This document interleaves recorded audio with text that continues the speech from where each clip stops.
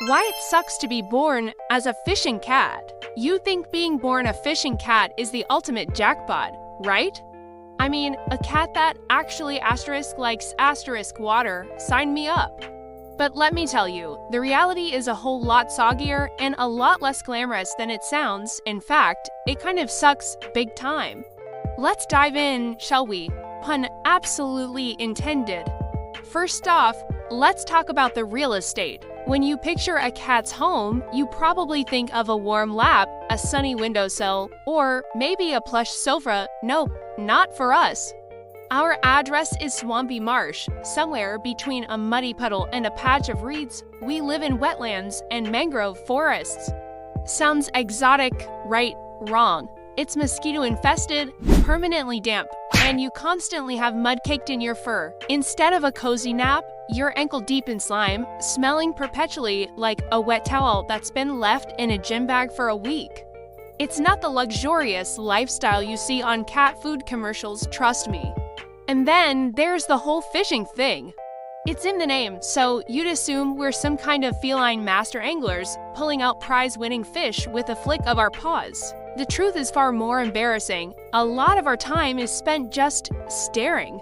Staring intently at the murky water, hoping for a flicker of a fin. More often than not, after all that intense focus, what do you come up with? A soggy stick or a dead leaf? Meanwhile, the local villagers see a cat near their pond and immediately assume you're a mystical fish thief, a mastermind of aquatic crime. So, instead of getting respect for our supposed skills, we get chased around by people with sticks. So much for being the master angler of the cat world. Now, let's compare our dining experience to that of our domestic cousins.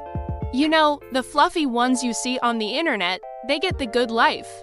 Their biggest culinary challenge is deciding between tuna feast and gravy or salmon pate. The food just appears in a nice, clean bowl. For us, it's a completely different story.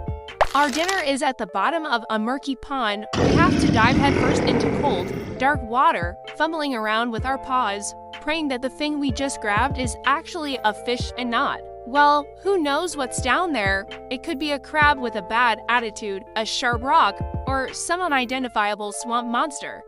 Every meal is a gamble, and we don't even get a fancy Cantu show for it.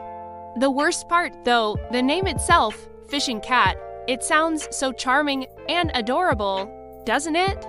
It paints a picture of a cute little kitty with a tiny fishing rod and a wicker basket. People hear that and expect us to be some kind of delightful, waterproof novelty.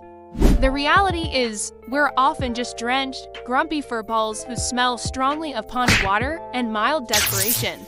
You try looking majestic when you've just face planted into a mud puddle while trying to catch a frog. It's impossible. Our special adaptations are pretty cool, I'll admit. We have partially webbed paws, which are great for paddling around and not sinking into the mud.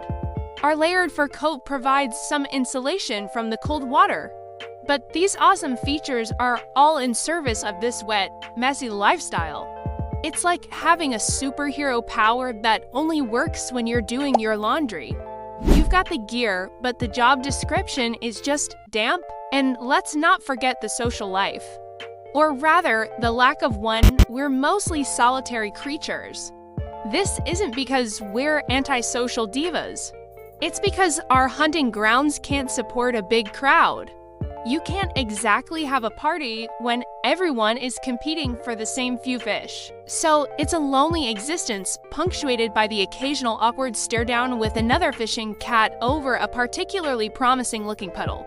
Compare that to house cats who have entire online communities dedicated to their every move. We don't get fan clubs, we get competition. Plus, our very existence is under threat. The wetlands we call home are disappearing at an alarming rate. They're being drained for agriculture and development. Our food source is dwindling due to overfishing and pollution. So, on top of smelling like a swamp and having to fight swamp monsters for dinner, we're also dealing with an existential housing crisis.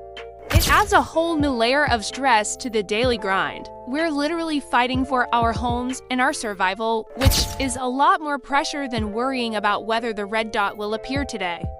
So, the next time you see a picture of a fishing cat and think, wow, how cool, just remember the reality.